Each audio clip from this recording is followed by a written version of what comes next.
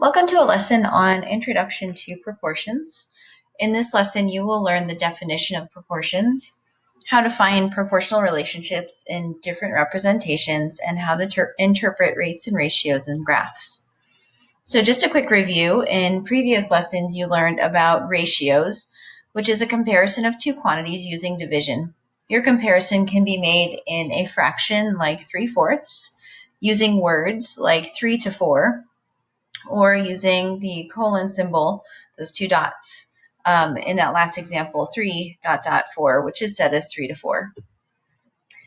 A rate is a ratio of two quantities with different units, and we see rates all the time, like in this example, 60 miles to 2 hours. It could be price per pound, it could be feet per second, it could be pounds per square inch, but your miles in the numerator, or your units in the numerator and your units in the denominator will be different, and that's what makes a rate. And you also learned that a rate with a denominator of 1 is called the unit rate. So in this case, the denominator is 1 hour, so your unit rate is 30 miles in 1 hour, or 30 miles per hour. So let's look at a quick example. If we're looking at a ratio, in this example, there are 45 males and 60 females in a subway car. The subway car travels 2.5 miles in 5 minutes. Find the ratio of males to females. So males to females in that order, you would have 45 over 60, and we always want to simplify our fractions, if possible, to the simplest terms. Both 45 and 60 can be divided by 15, so you get 3 over 4. So the ratio of males to females is 3 over 4. So you could also think of that as there are 3 males to every 4 females.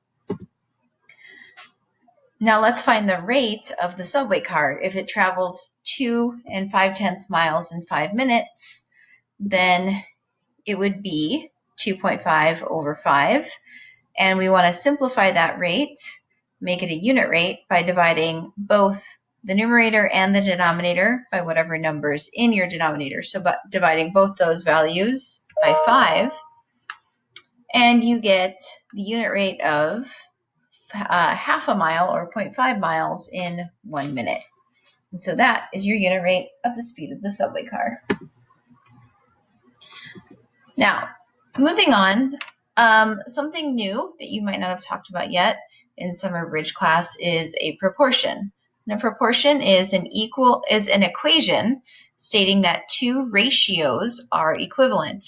So now we're going to be looking at two, and maybe more than two ratios, but two comparisons of numbers.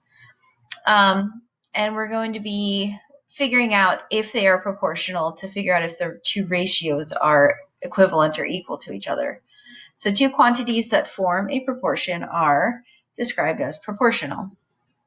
So for example, if we looked at 1/2 is an easy ratio to start with, because we could really easily count by 1/2.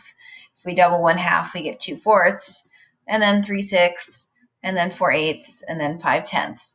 But all of those fractions that I just listed are all equal to 1/2.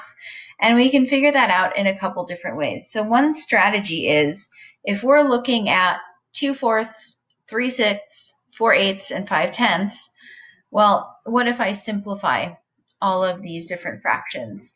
2/4, I can divide the numerator and the denominator equally by 2, and I can simplify that back to 1/2. 3/6, I can divide the numerator and denominator equally by 3 and simplify that to 1/2 as well.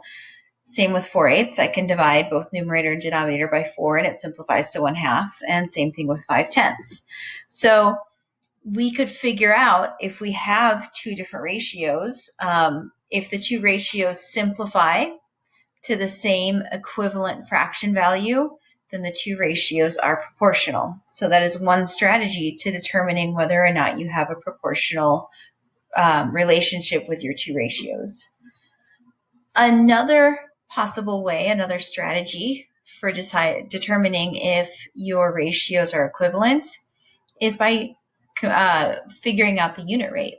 So to figure out the unit rate, you divide both the numerator and the denominator by the value in the denominator. So divide both top and bottom by 2. Divide in the second example, top and bottom by 4. In the third example, divide numerator and denominator by 6. In the fourth example, divide your numerator and denominator by 8. And in the last example, divide your numerator and denominator by 10. And that gives you all a unit rate of 5/10 over 1. So when I do this division on all 5 of these examples, they all come up with the same unit rate of 0.5 over 1. So that means if they all have the same unit rate, then they are all proportional ratios. And therefore, this whole example, all of these numbers are proportional. All right, let's look at another strategy. Now this one is, what if I don't want to simplify? What if I want to take any fraction and see if I can get the same exact fraction as another rate? Well, this one sounds a little interesting, but it says a value of 1 can be used to multiply and create a proportion of 2 equivalent ratios. So for example, what if I start with 1/2 and I multiply 1/2 by 5 over 5? Now that red value 5 over 5 is really just 1 because 5 divided by 5 is 1. So if I multiply my whole ratio by a fraction that's equal to 1, it doesn't change the value of that ratio, but it does change the way it looks. And so I end up with 5/10. Now, what am I trying to tell you? I'm trying to tell you that 1/2 and 5/10 are equivalent because I multiplied by this right here, this 5 over 5. So by doing that, I can say 1/2 and 5/10 are equivalent to each other. They're the same value. Those two ratios are the same amount. Now, you don't always have to multiply by just whole numbers. What if I took 1/2 again and I multiplied it by 3 7/10 over 3 7/10? Well, 3 7/10 over 3 7/10 is still equal to just 1. So when I multiply 1/2 by 1, I still get 1/2. So I'm not changing the value, but I do get an equivalent ratio. And so if I compared 1/2 and 3 7/10 over 7 4/10, these two ratios are equivalent, and so that is a proportional relationship. All right, now let's look at one more strategy. This one is probably pretty popular with you already, but when we have two ratios and we want to know if they are proportional, we can take cross products because cross products of two proportional ratios are always equivalent. So when I say cross products, I mean I take the numerator of one ratio and multiply it by the denominator of the other ratio. So if I multiplied 1 times 22 4/10, and then I kind of flip that and I multiplied the denominator of the first ratio by the numerator of the second ratio, I would get this right here. 1 times 22 4/10 is equal to 2 times 11 2/10. So I multiplied using cross products, which is multiplying diagonally, and I came up with an equivalent product. So this is an always statement. When you take the cross products of two proportional ratios, you will always get the same product. So that's kind of what's nice about proportional relationships, is that your cross products will tell you right away whether you have a proportional relationship or not. So really quick, let's talk about some strategies to determine proportionality, the 4 that we went over. You can simplify all your ratios to see if they give you the same value. You can turn all of your ratios into unit rates and see if the unit rates are all equivalent. You could take any ratio and multiply by a value of 1 to not change the value, just change the way it looks, and see if you create the same fraction. Or you could use cross products to multiply to the same, to see if the cross products multiply to the same value. So let's take a look at proportions in different representations. So if we have this table, we have our inputs in the x column and our outputs that correspond in the y columns. Now, if this table is proportional, then the ratios of the y to x values are all equivalent. So here's what I mean. In my first entry, when x is 1/2 and y is 3, I'm going to take the ratio of y to x.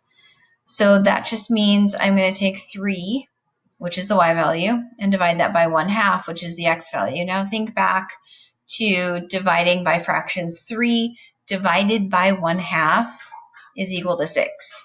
And I'm going to repeat that for all the entries in the table. So the ratio of my next entry in the table, 6 and 1, is also equal to 6.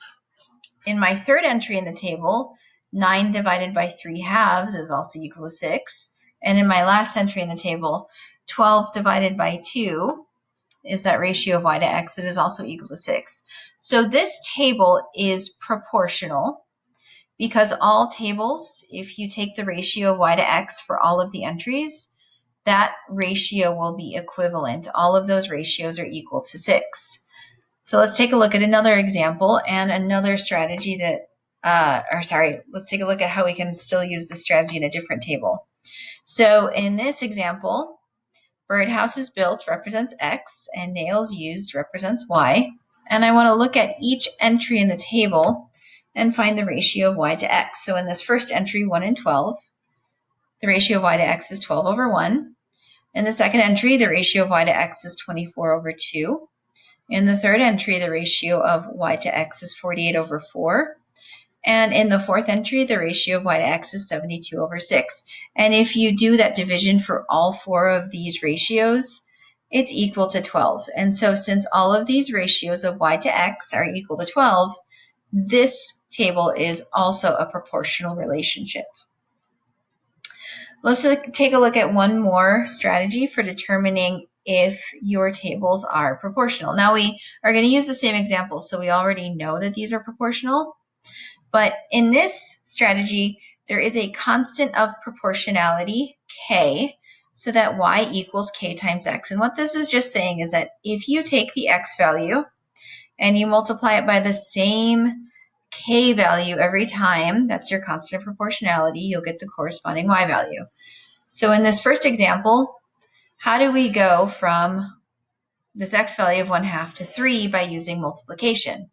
Well, that would be 1/2 times 6 gives you 3. What about in the second entry? 1 times 6, that same value that we're multiplying by, gives you 6. In the third entry, how do we multiply to go from 3/2 to 9? It'd be times 6.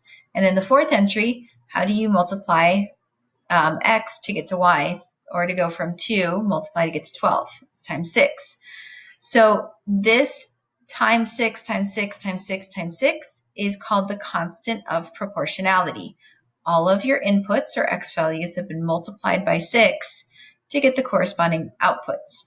You could also write it like this. Since y equals kx and k, the constant of proportionality, is 6, you can get any y value in this table by multiplying the x value by 6. That's what this is telling you. So let's take a look at the second example. In this example, x goes from 1 to 12, 2 to 24, 4 to 48, and 6 to 72. So in all of those cases, what do I have to multiply the x values by to get the corresponding y's? That would be 12. Since I'm multiplying by 12 each time, the constant of proportionality, k, equals 12. Or we could say that any output can be obtained by multiplying the input by 12, or y equals 12x. So let's take a look at two examples of tables. In the blue table on the left, I've got my x values and my y values. So let's see if the ratios of y to x are all equivalent.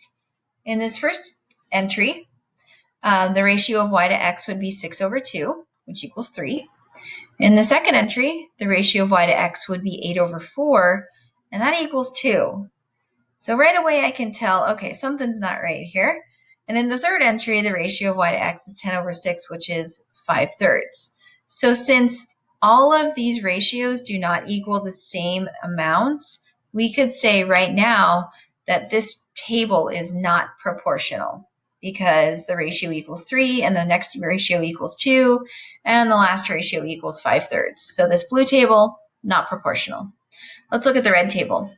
So the ratio of y to x in this first entry is 2 over 1, which is 2. In the second entry, it's 4 over 2, which is also 2.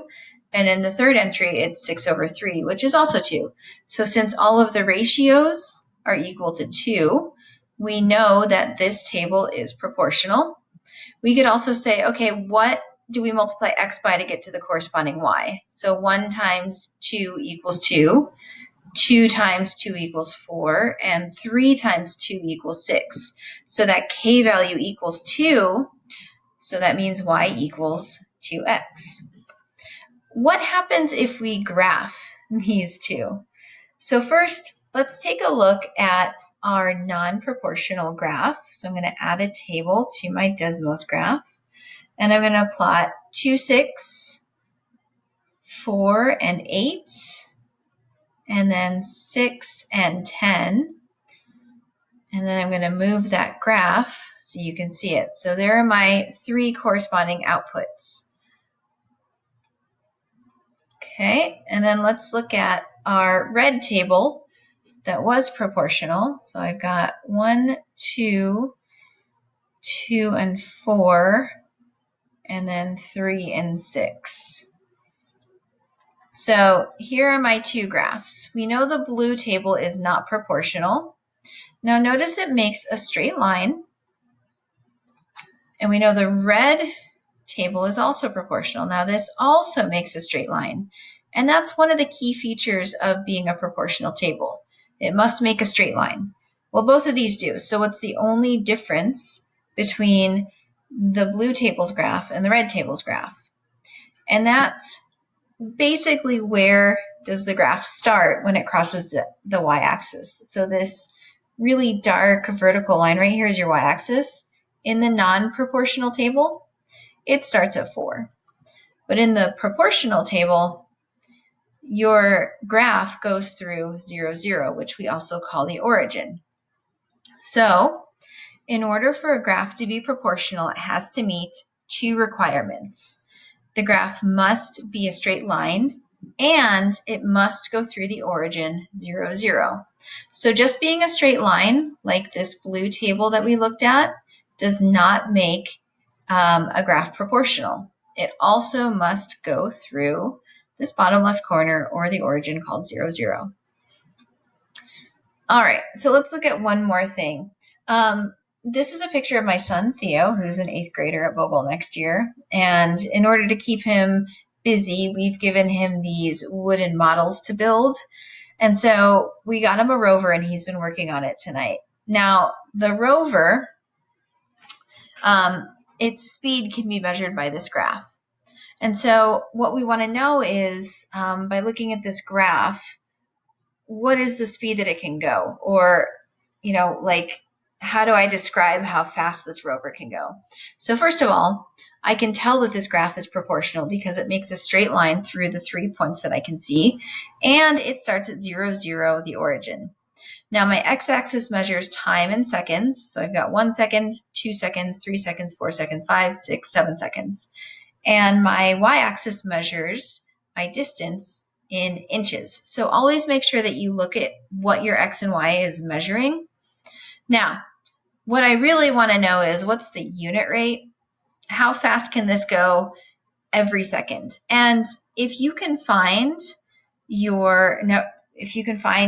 x value at 1 and figure out your corresponding y value, which is, right here, then you know your unit rate. And it was nice because they labeled this for us.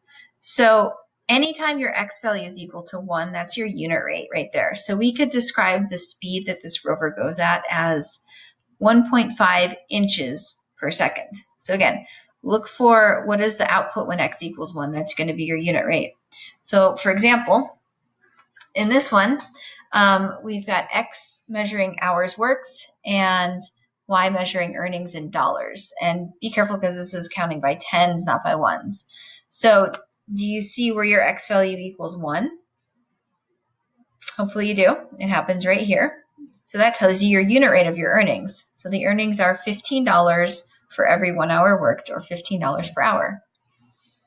Now one more example. This is a hot air balloon rising up in the air. The x-axis measures in seconds from 1 to 7, and the y-axis measures the height of the air balloon off the ground in feet, counting by 5s this time. So do you see where your unit rate occurs? So go to where x equals 1, and that output occurs at 5. So we could say the hot air balloon rises 5 feet every 1 second, or 5 feet per second. And so that's how you can describe your rates and ratios by looking at these proportional graphs. So let's summarize really quickly what we did here. So we talked about proportions and gave them a definition. Proportions are 2 or more equivalent ratios, and they can be represented in numbers like fractions, decimals, and percents. You can figure out if you have a proportional relationship by using multiplication, division, or cross products. Proportional relationships can also be represented in those tables and graphs. And so in tables, we look to see if there is a y equals kx, or constant of proportionality, or if the ratios of y to x are all equivalent to each other. In graphs, we said that the graphs have to meet 2 requirements, that the graphs be straight lines, and they also start or go through the origin. And then if you're looking at a proportional graph, your unit rate is found when x is equal to 1. And so that is the end to your lesson on proportions.